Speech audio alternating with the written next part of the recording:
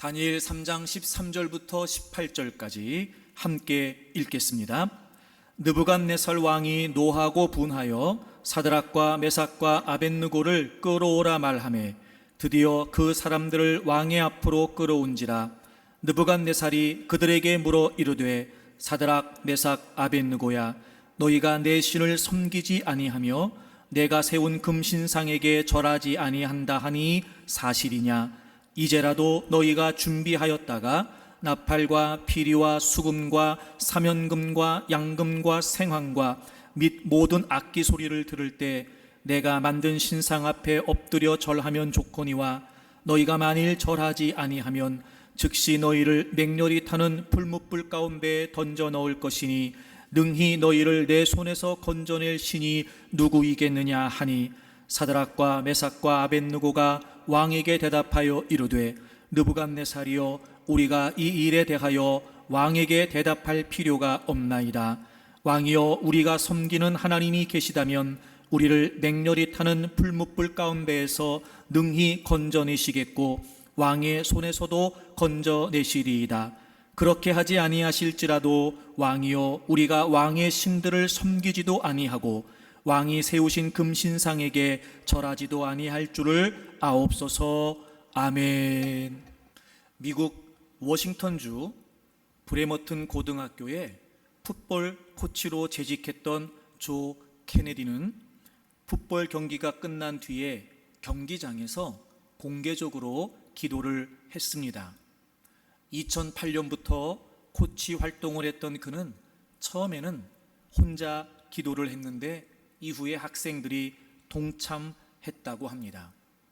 이 사실을 인지한 교육 당국은 학생들이 강제적으로 기도를 해야 한다고 느낄 수 있다는 이유로 코치 업무를 수행할 때는 공개적으로 무릎을 꿇고 기도하는 것을 중단할 것을 요청하면서 그에게 정직 처분을 내렸습니다.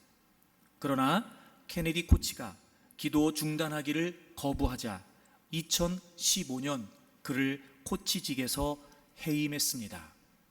당시 교육 당국은 경기 후에 공개적으로 기도하는 것은 국가와 교회를 분리한 헌법 위반이라는 입장을 밝혔다고 합니다. 그러자 2016년 케네디 코치는 자신의 종교 자유가 침해당했다며 학군을 상대로 소송을 제기합니다. 그런데 2017년 그리고 2021년 연거푸 케네디는 패소 판결을 받게 됩니다. 그리고 케네디 코치는 2021년 9월에 다시 소송을 제기했고, 지난 6월 27일 연방 대법원은 워싱턴주 브레머튼 학군이 조 케네디 고교 풋볼 코치의 종교 자유를 침해하여 차별했다고 케네디의 승소 판결을 내렸습니다. 케네디의 법적 대리를 맡은 퍼스트 리버티는 이번 판결이 우리 헌법은 모든 미국인이 해고될 염려 없이 공개적으로 기도하는 것을 포함해 사적인 종교적 표현에 참여할 권리를 보호한다며 케네디 코치와 모든 미국인의 종교 자유의 승리라며 환영했다고 합니다. 승소 판결을 받고 조 케네디 코치는 이렇게 말을 했다고 해요. 너무 굉장한 일이다. 내가 원했던 건 동료들과 함께 경기장으로 복귀하는 것이었다. 대법원과 뛰어난 법무팀, 지지해준 모든 분께 진심으로 감사드린다. 이 기나긴 싸움을 통과하며 우리 기도에 응답하시고 가족을 지탱해 주신 하나님께 감사드린다고 소감을 말했다고 합니다. 그는 자신의 신앙의 고백이었던 기도를 하는 것 때문에 해직될 위기에 처하게 됩니다. 하지만 그는 코치직을 지키려고 하지 않았습니다. 믿음을 지키려고 했습니다. 하지만 결과는 그가 해직된 것이었습니다. 그는 지금 위기에 던져지게 된 것이지요. 7년이라고 하는 긴 세월 동안 그 지리한 법정 싸움과 다양한 많은 상황 속에 얼마나 그가 힘들고 지쳤을까. 하지만 믿음을 지켰던 그가 위기에 던져진 건 분명하지만 하나님께서는 그를 지켜주셨습니다. 사랑하는 교우 여러분, 우리에게는 지키고 싶은 것이 있고 지켜야 할 것이 있습니다. 여러분은 무엇을 지키고 싶으시며 무엇을 지키려고 하십니까? 과연 우리가 믿음을 지키려고 하는가? 이렇게까지 불이익을 당하면서도 그런 불의에 맞서 지리한 싸움을 하면서까지 과연 우리는 믿음을 지키려고 하는 의지가 있는가? 사랑하는 교우 여러분, 우리가 무엇보다 지켜야 할 것은 믿음이라고 하는 것을 기억하기를 바랍니다. 바벨론의 느부갓네살 왕은 두랍 평지에 금신상을 세워놓고 중앙과 지방의 모든 관리들을 모아 성대한 낙성식을 했습니다. 느부갓네살 왕은 그곳에 모인 모든 이들에게 그 금신상에 절을 하도록 명령을 했습니다. 그리고 만약 절하지 않는 자가 있다면 풀무불에 던질 것이라고 했습니다. 웅장한 음악이 연주되기 시작하고 그곳에 모인 모든 사람들이 금신상에 절을 했습니다. 그런데 유대인 포로 출신이었던 다니엘의 세 친구 사드락과 메삭과 아벳느고는 그 금신상에 절을 하지 않았습니다. 이 사실을 알게 된 왕이 그들을 부릅니다. 그리고 자초지정을 묻습니다. 왜 너희들이 절을 하지 않았냐는 겁니다. 이제라도 절을 하면 살려주겠다는 거였습니다. 다시 음악을 연주할 테니까 절을 하라고 회유하며 협박합니다.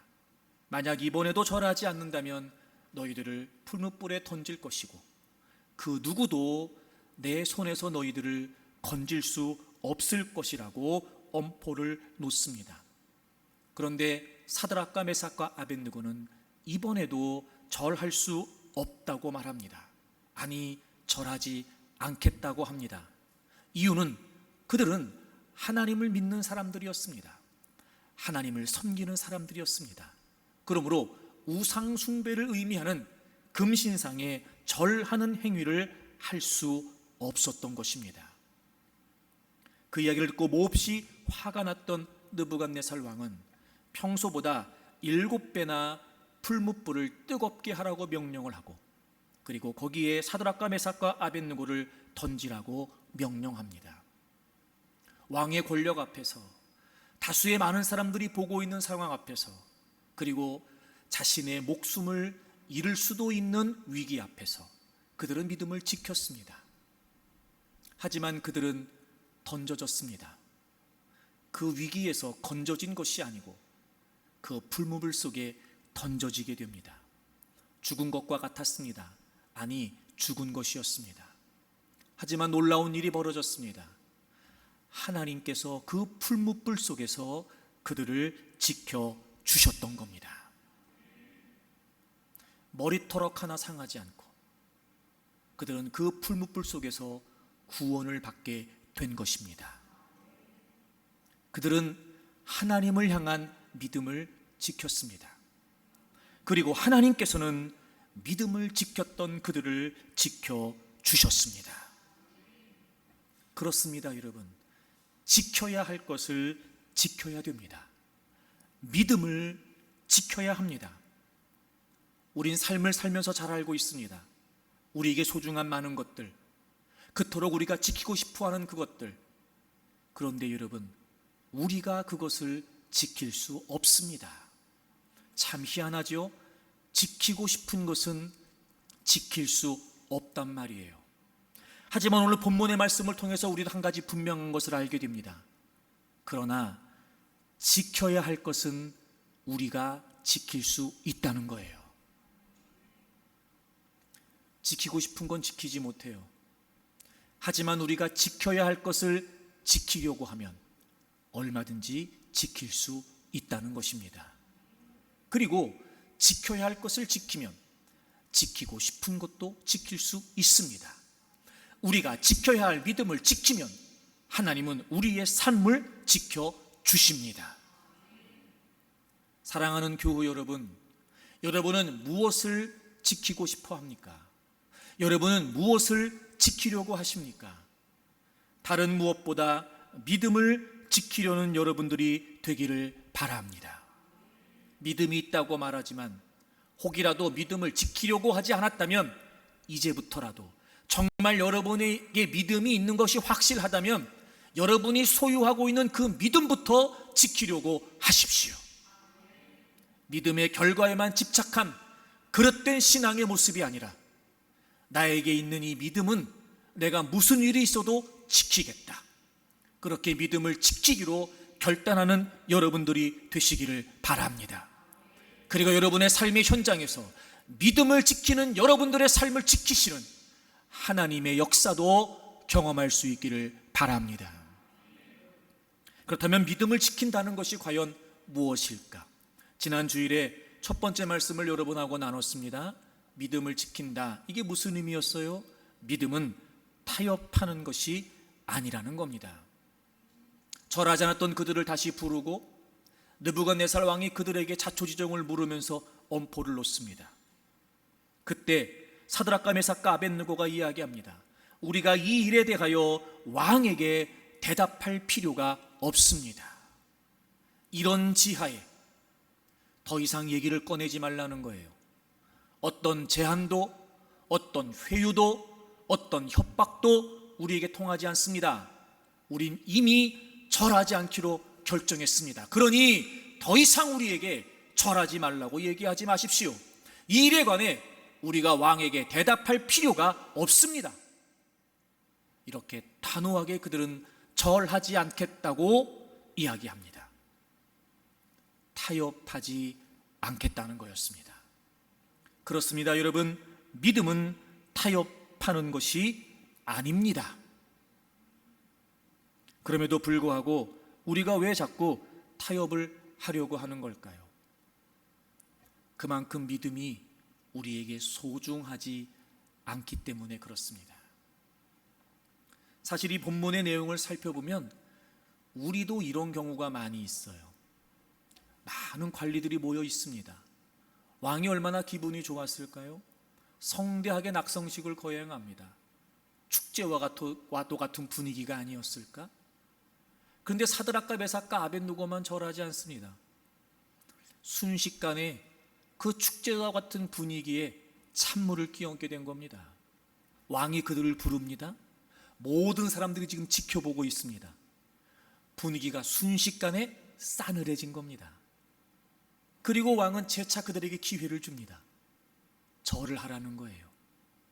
아마 거기 모였던 많은 사람들은 왕을 한번 쳐다봤다가 사드락과 메삭과 아벳느고를 쳐다봤다가 수군수군 대기도 했다가 왜 절을 안 하는 거래? 쟤들만 절하면 되는데 포로로 끌려온 주제에 이러면서 여러분 이런저런 수군대는 소리는 없었을까? 그런데 그런 분위기에도 그들은 이런 지하에 거절합니다. 더 이상 얘기하지 말라는 거예요. 우린 그래도 절하지 않겠다는 겁니다. 모처럼 가족들이 친지들과 함께 가족 모임을 하기로 합니다. 근데 하필이면 주일날 모이자는 거예요. 나는 교회 가야 되니까 안 됩니다. 나는 예배를 드려야 돼서 안 돼요. 야, 너만 교회 나가냐? 그냥 한번 만나면 되지. 꼭 그렇게 분위기를 깨고 산통을 깨? 그럴 수 있지 않을까?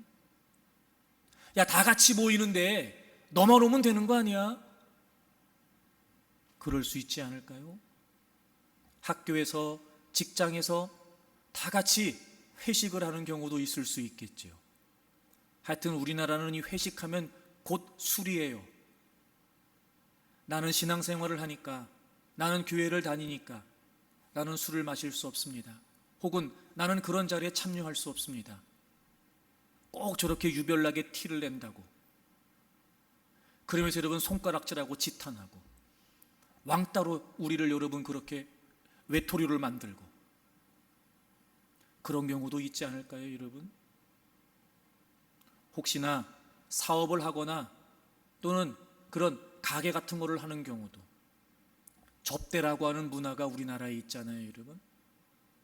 그리스도인으로서 사업을 한다는 것이 이유가 되어 성경적이지 않은 접대를 한다면 과연 그런 선택의 기로에서, 이익 앞에서 과연 우리가 믿음을 지켜낼 수 있을까? 탈세와 절세는 다르다는 거 아시죠, 여러분?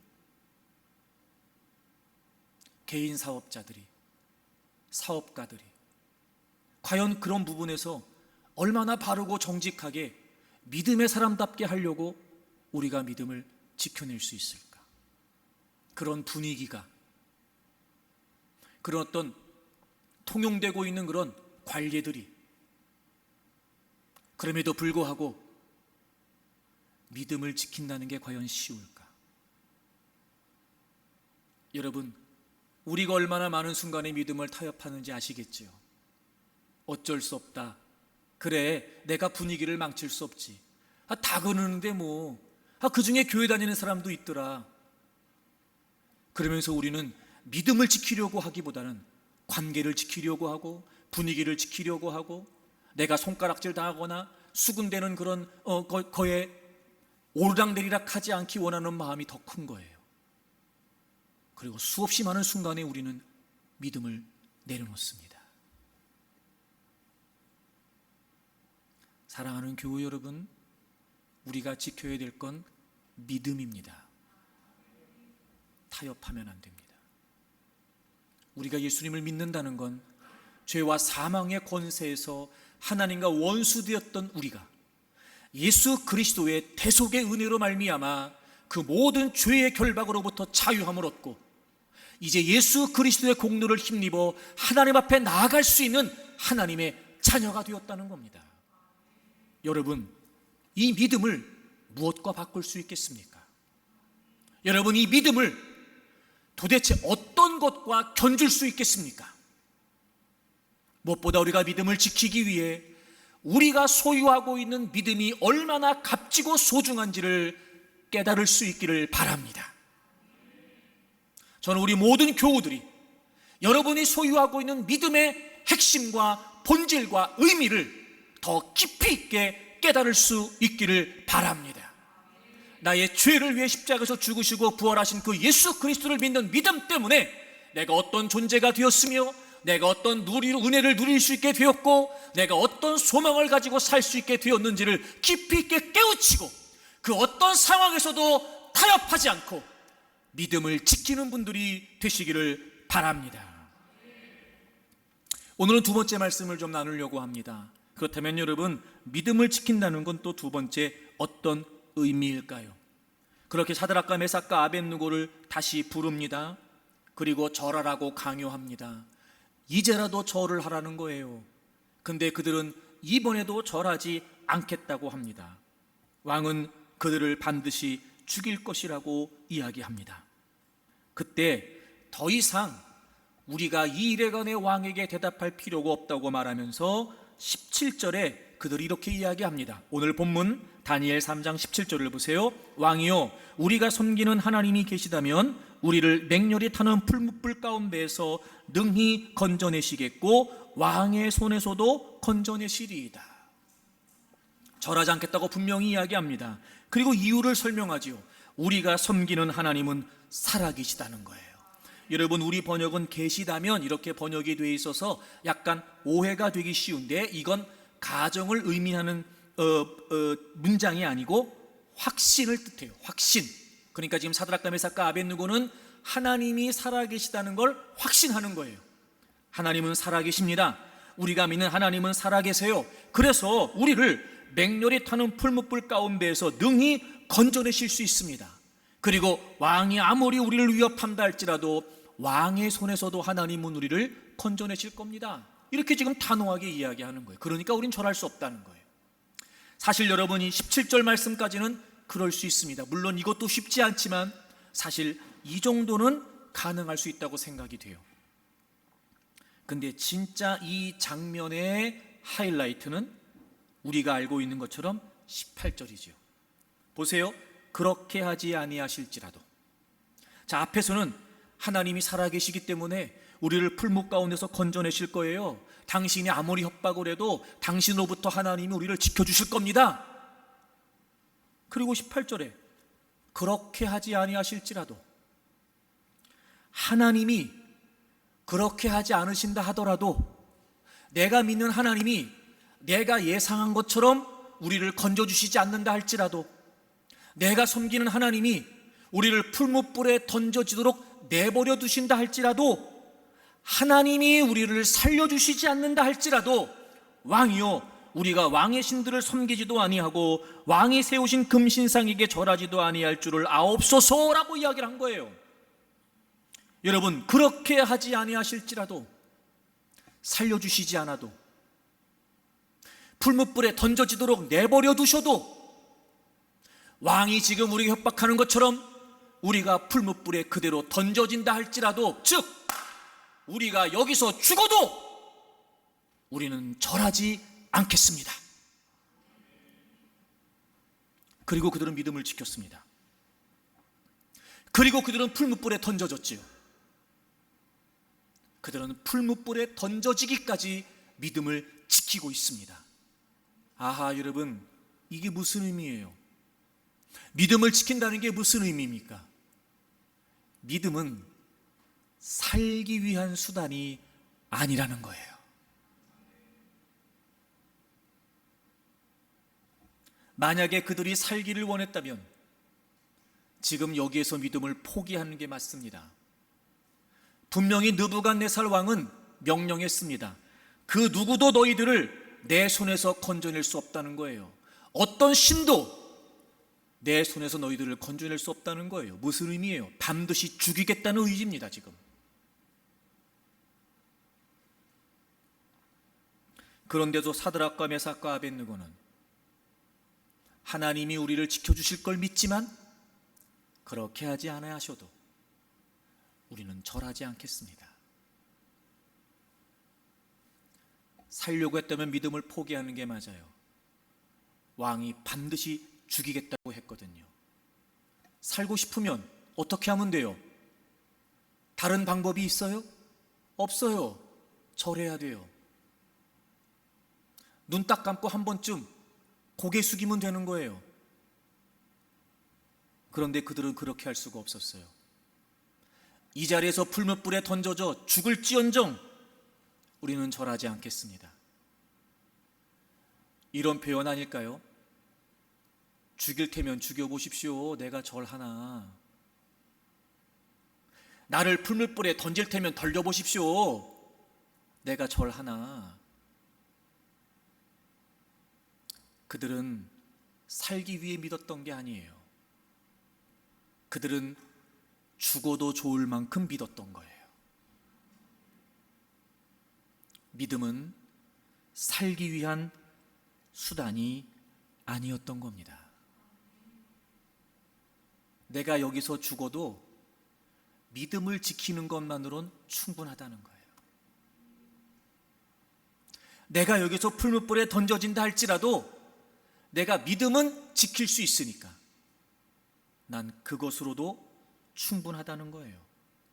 즉, 믿음은 생존을 위한 도구적 수단이 아니었고, 그들에게 있어 믿음은 죽기까지 지켜야 될 그들의 목적이었던 겁니다. 그래요, 사랑하는 여러분, 우리가 믿음이 있다고 말하면서 우리는 종종 우리의 믿음을 살기 위한 수단으로만 생각하는 겁니다. 믿음을 통해 더 잘 살고, 믿음을 통해 더 잘 되고, 믿음을 통해 더 많이 갖고, 믿음을 통해 더 많은 걸 누리고 싶어 하는 거예요. 그러니 여러분, 우리가 원하는 대로 더 잘 되고, 더 잘 살고, 더 많이 갖고, 더 많이 누릴 수 있다면 믿음을 내팽겨치는 건 아무것도 아닌 거죠. 왜요? 어차피 믿음은 목적이 아니고 수단이었거든요. 하지만 믿음은 그런 세상적인, 세속적인 가치를 얻기 위한 수단이 아니라는 겁니다. 믿음은 생존을 위한 수단이 아니에요. 믿음은 죽기까지 지켜야 될 목적인 겁니다. 여러분 히브리서 11장 잘 아시죠? 마치 믿음의 명예의 전당과도 같은 내용이지요. 우리의 앞선 믿음의 선진들의 그 주옥 같은 아름다운 믿음의 이야기들을 쭉 기록해 놓습니다. 저는 그 히브리서 11장의 결론이 이 내용이라고 생각이 되는데요. 우리 성경을 좀 찾겠습니다. 히브리서 11장 38절입니다. 히브리서 11장 38절이에요. 이런 사람은 세상이 감당하지 못하느니라. 우리 성경에는 세상이 감당하지 못한다 이렇게 되어 있는데 영어 성경을 보면 이렇게 되어 있어요. was not worthy of them. 세상은 그들에게 있어서 아무런 가치가 아니었다는 거예요. 세상은 그들에게 있어서 무가치했다는 거예요. 믿음을 지킨 사람들의 이야기, 믿음으로 자신의 삶을 살았던 사람들의 이야기, 그 핵심이 뭐예요? 믿음의 사람들에게 있어서 세상의 가치는, 생명을 포함한 생존의 가치는 was not worthy, 아무런 의미가 없었다는 거예요.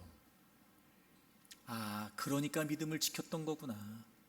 그러니까 아무리 원수마귀가 다양한 많은 세상적인 가치를 가지고 그들의 믿음에 도전했을 때도 그들은 세상의 가치가 아무것도 아니었거든요. 자신들에게 무의미했거든요. 그것보다 믿음의 가치가 더 소중했거든요.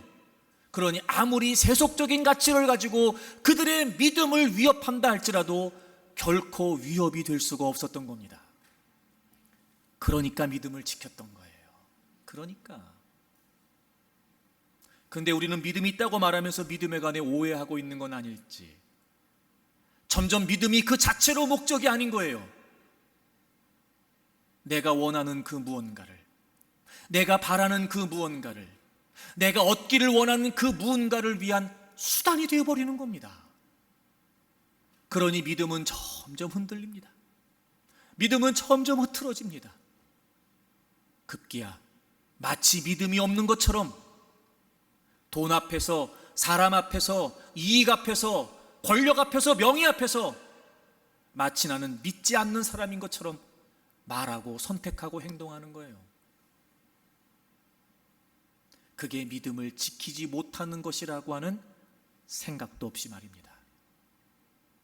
애초부터 믿음은 목적이 아니었고, 그러니 그렇게까지 지키려고 하는 의미가 우리에게 없었거든요. 사랑하는 여러분, 이 말씀이 저에게도 부담되는 건 분명하지만 그럼에도 불구하고 저를 포함해 우리 모두에게 전해드립니다. 믿음은 살기 위한 수단이 아닙니다.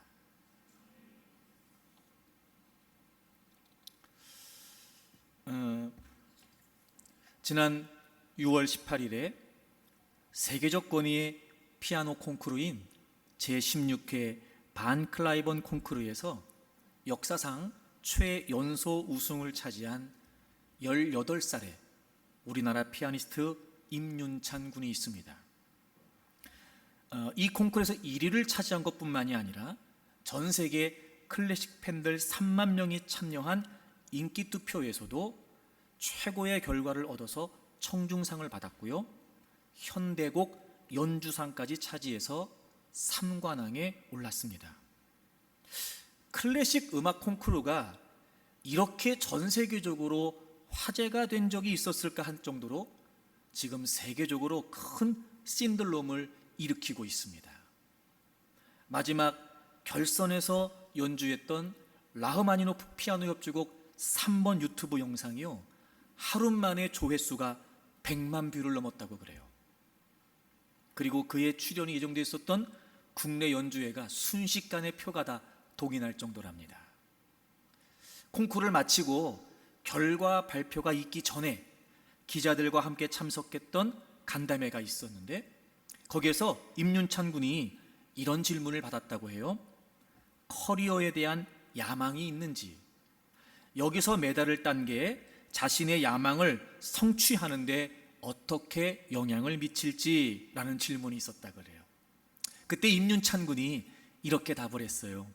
저는 약간 다르게 음악만을 위해서 살아왔기 때문에, 제 꿈은 사실은 모든 걸 다 버리고 그냥 산에 들어가서 피아노만 하고 사는 건데, 그렇게 되면 수입이 없으니까 어쩔 수 없이 이렇게 하고는 있습니다. 그런데 저는 커리어에 대한 야망은 0.1%도 없습니다. 이 콩쿠르에 나온 이유는 제가 내년에 성인이 되는데, 성인이 되기 전에 제 음악이 얼마나 성숙해 있는지 확인해 보고 싶어서 나온 거지, 어떤 돈을 벌거나 커리어의 도약을 위해서 나온 것이 아닙니다. 저는 이 콩쿠르의 등수와 상관없이 앞으로 또 공부해야 할 것이 많기 때문에 전혀 상관없다고 생각합니다. 그리고 이렇게 질문했다 그래요.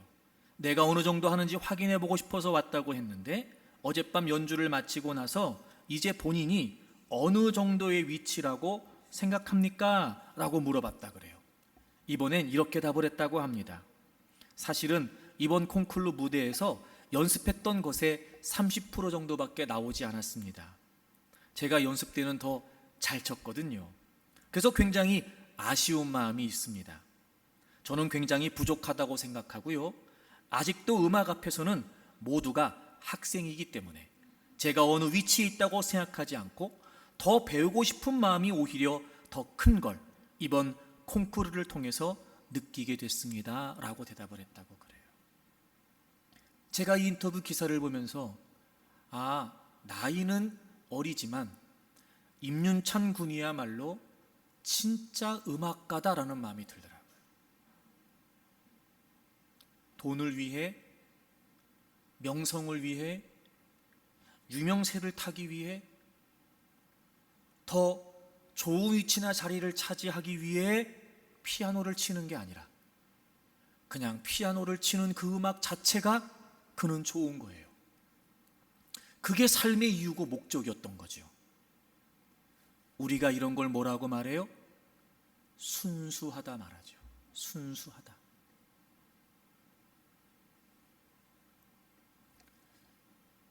이 순수함이 있어야 신실할 수 있다고 생각합니다. 세상에서 음악을 하는 사람들도 음악 그 자체가 목적이라고 이렇게 분명하게 이야기하는데,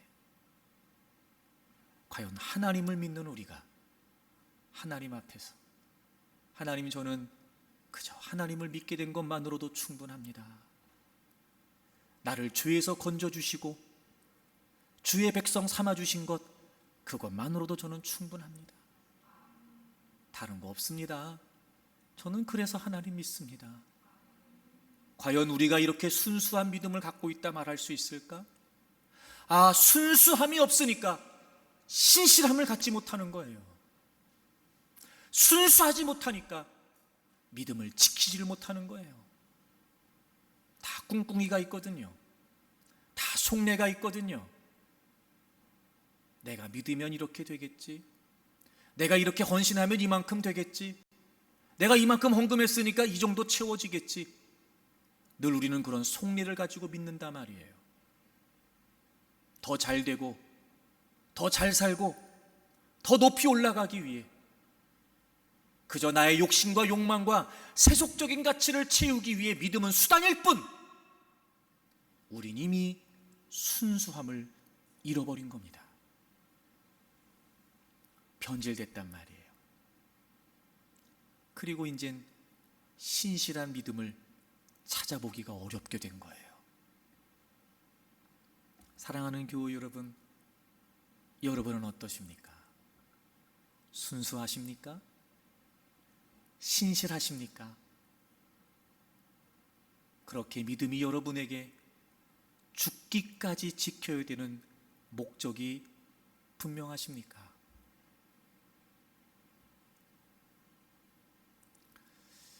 왜 이렇게 우리가 믿음의 순수함을 잃어버리고 점점 믿음을 도구적인 수단으로만 삼게 되는 걸까? 제가 고민해 보다가 나름대로 내린 결론이 이거였어요.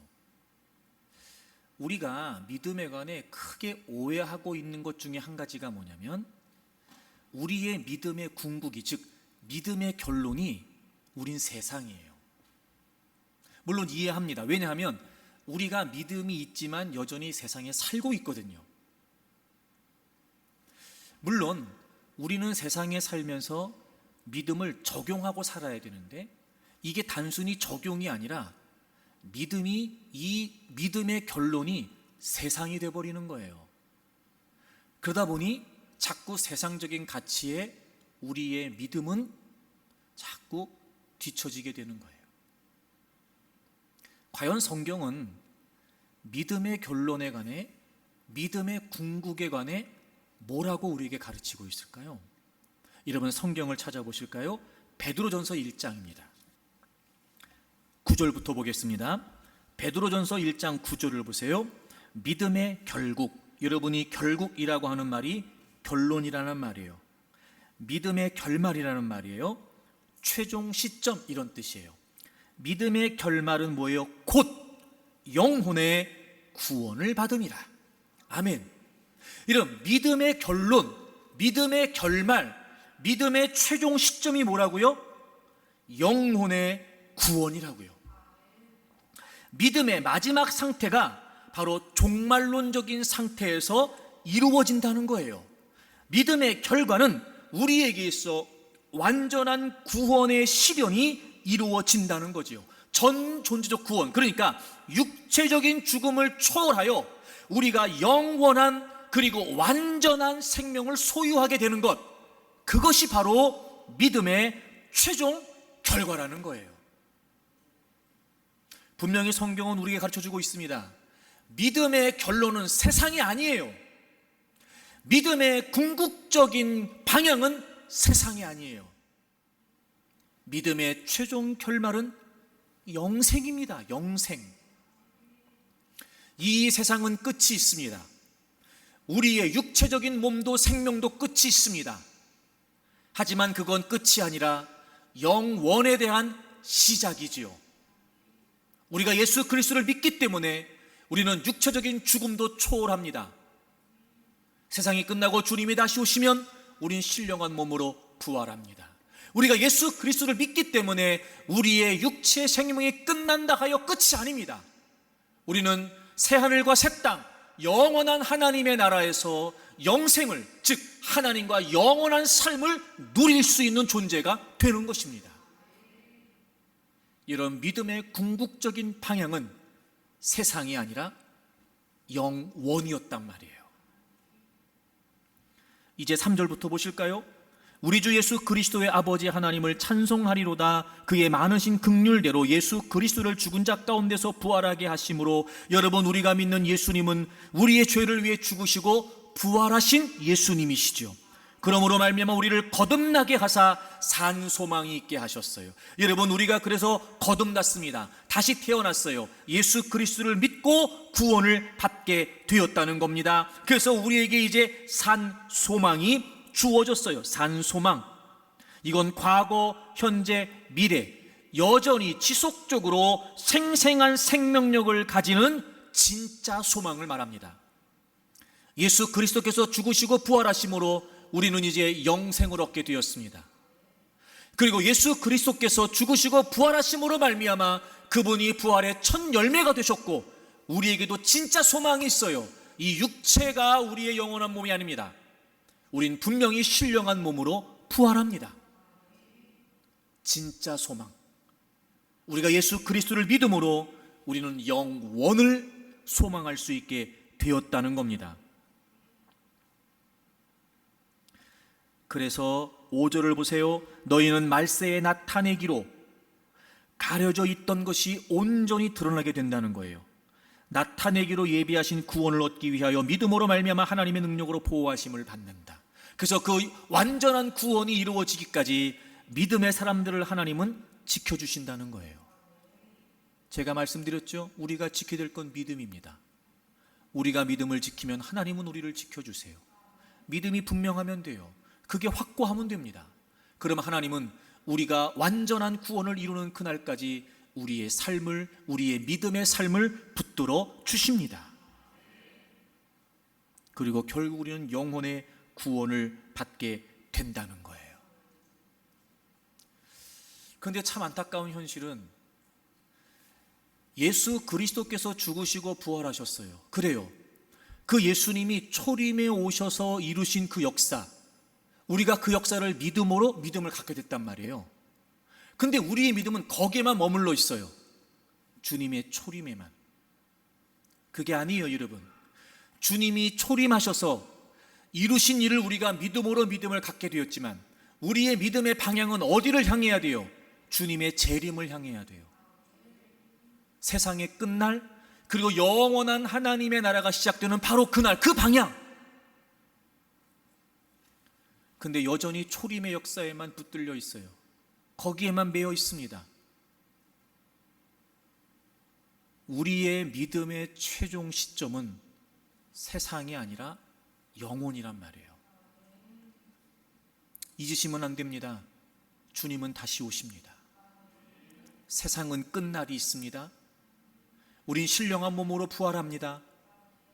하나님의 나라에서 영원히 하나님과 함께 삽니다. 이게 우리에게 주어진 진짜 소망이란 말이에요. 그런데 여러분 6절에 보시면 그러므로 너희가 이제 여러 가지 시험으로 말미암아 잠깐 근심하게 되지 않을 수 없으나 오히려 크게 기뻐하는도다. 물론 우리가 궁극적으로 결국에는 기쁨을 얻게 되는데 문제가 뭐냐면 여러 가지 시험이 우리에게 주어진다는 거예요. 분명히 성경은 우리에게 알려주고 있어요.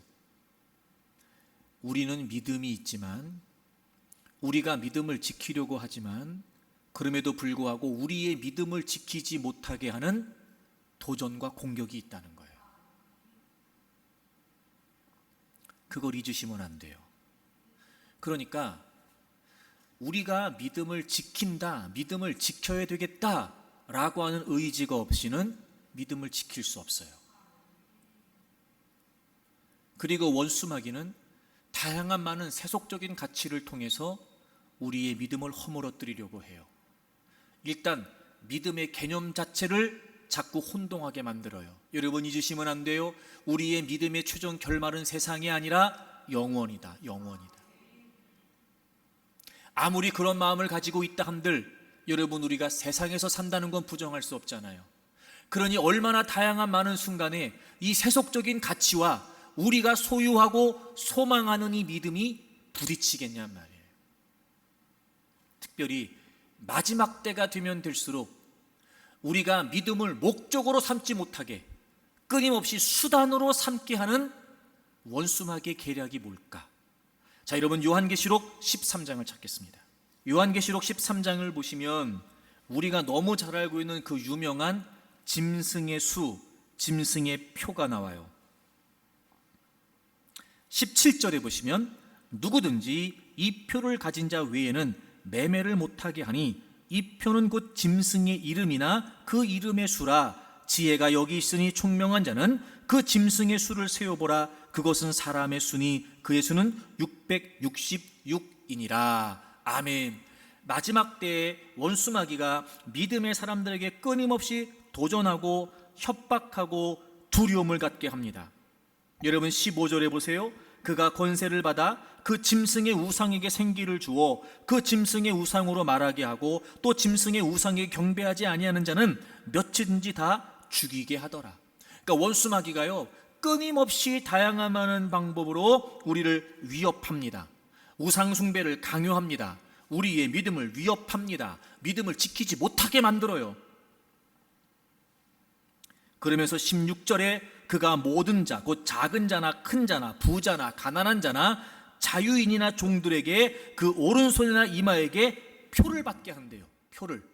이 요한계시록의 표라고 하는 이 단어는 또 다른 표현으로 인이라고 하는 단어도 있어요. 그래서 두 가지 용법으로 사용이 됐는데 하나님께서 자기 백성들을 표시하시는 하나님의 인이라고 말하는 그 인. 두 번째 여기 등장하는 짐승의 표. 그러니까 하나님이 하나님의 백성들을 인치시는 것처럼 원수마귀도 그 짐승의 표, 즉 사단의 표를 받게 한다. 인을 치게 한다는 거예요. 그런데요 17절에 보시면 누구든지 이 표를 가진 자 외에는 뭘 못하게 한대요? 매매를 못하게 한대요.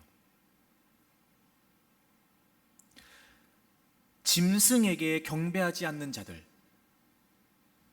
우상 숭배하지 않는 자들, 믿음을 지키려고 하는 자들, 그들은 더 이상 사고 파는 행위를 할 수 없게 한다는 거예요. 즉 경제적인 어려움이 주어진다는 겁니다. 다시 말하면 오늘을 그리스도인으로 살고 있는 우리에게도 바로 이런 방식의 유혹이 나타날 수 있다는 겁니다.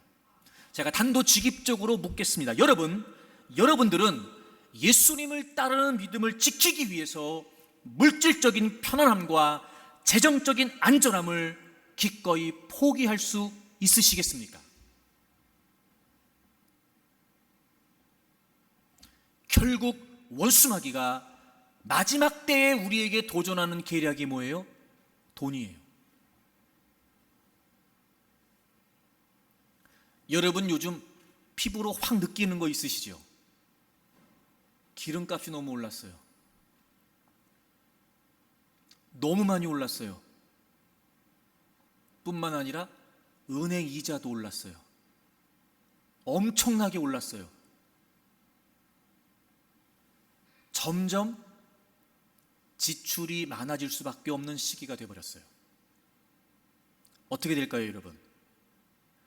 당연히 우리의 신앙이 위축될 수밖에 없어요. 믿음이 위축됩니다. 왜요? 그만큼 벌어야 되잖아요.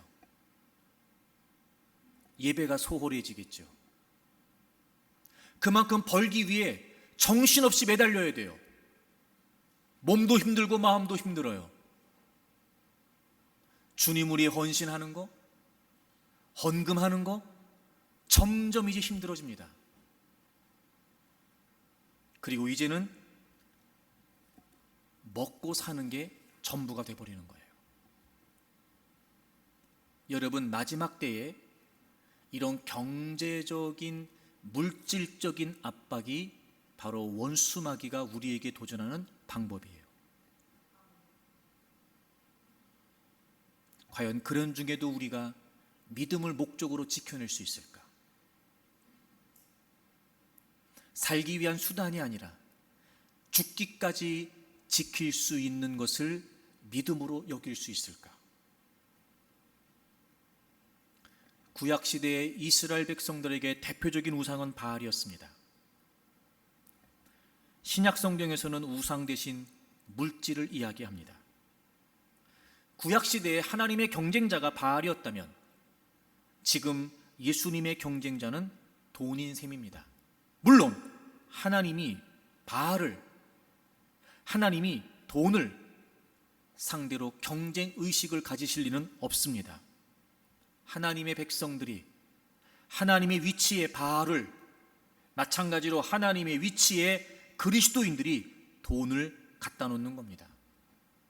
물론 누군가는 예수님 대신 돈을 섬긴다, 예수님의 위치에 돈을 갖다 놓는다, 너무 심한 거 아니냐라고 말할 수 있을지 모르죠. 하지만 여러분 질문을 바꿔보면요 피부에 화가 났습니다. 믿음이 목적입니까? 돈이 목적입니까? 믿음을 위해 돈을 포기할 수 있습니까? 아니면 돈을 위해 믿음을 포기하는 겁니까? 사실 이스라엘 백성들은요 한순간도 그들은 하나님을 떠난 적이 없다고 생각했습니다.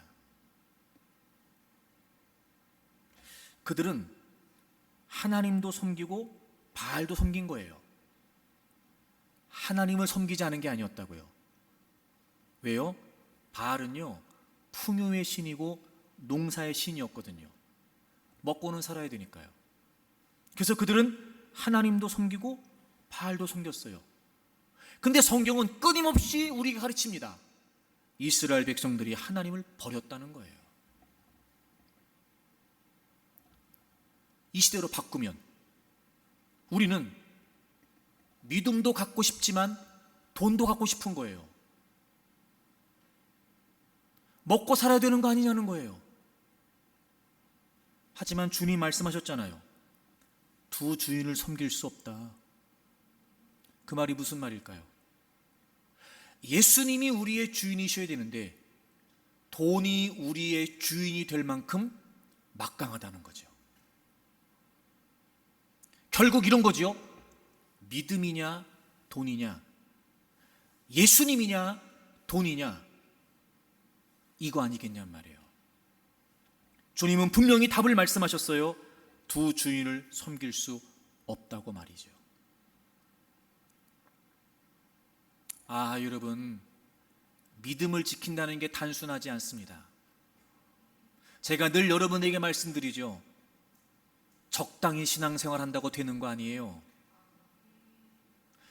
그저 여러분 오랜 시간 교회를 출입했다고 믿음이 되는 게 아니었어요.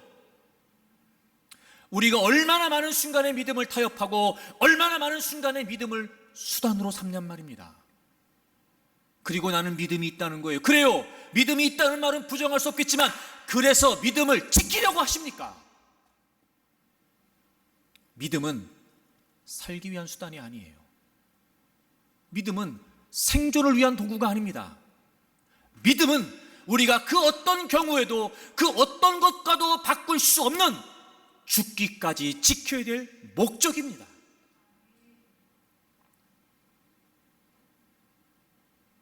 그리고 우린 이 땅에 하나님의 백성으로 존재하면서 하나님의 나라와 하나님의 영광과 하나님의 뜻을 위해 살아가는 거예요. 죽기까지.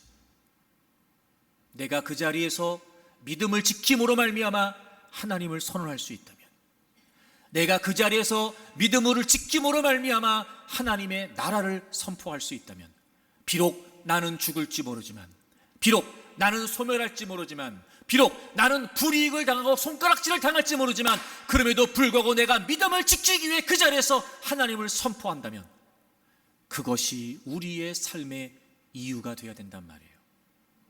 하나님의 영광을 거론하면서 믿음을 도구적인 수단으로 삼는 거 멈춰야 됩니다. 하나님의 영광을 거론하면서 자신의 욕심을 채우기 위해 믿음을 이용하는 거 그만해야 됩니다. 그건 믿음을 지키는 게 아니거든요. 사랑하는 교우 여러분, 우리의 믿음의 최종 결말은 세상이 아니라 영원이라고 하는 사실을 분명히 깨우치고 이제 믿음을 지키는 여러분들이 되시기를 바랍니다. 믿음은 살기 위한 수단이 아니었습니다. 죽기까지 지켜야 될 목적이었습니다. 그렇게 믿음을 지키는 여러분들, 하나님께서 여러분들을 지키시는 것을 경험할 수 있기를 바라고, 다른 건 몰라도, 다른 건 없어도 내가 주님 없이는 살 수 없으니까 우리가 믿음을 지키기 위해 힘쓸 수 있기를 바랍니다. 남은 6개월, 올 한 해 또 다양한 많은 일들이 우리에게 있겠지요. 하지만 여러분, 믿음을 지키십시오. 그러면 하나님께서 여러분의 삶을 지켜주실 것입니다. 어떤 상황에서도 믿음을 포기하지 마십시오. 여러분이 믿음을 지키려고 하면 하나님은 여러분을 지켜주실 거예요. 그렇게 또 남은 6개월을 우리가 믿음으로 살고, 그래서 믿음으로 살아가는 우리를 하나님이 지키시는 은혜를 경험하고, 그렇게 하나님과 함께하는 아름다운 은혜의 흔적들이 있는 삶이 되시기를 바랍니다.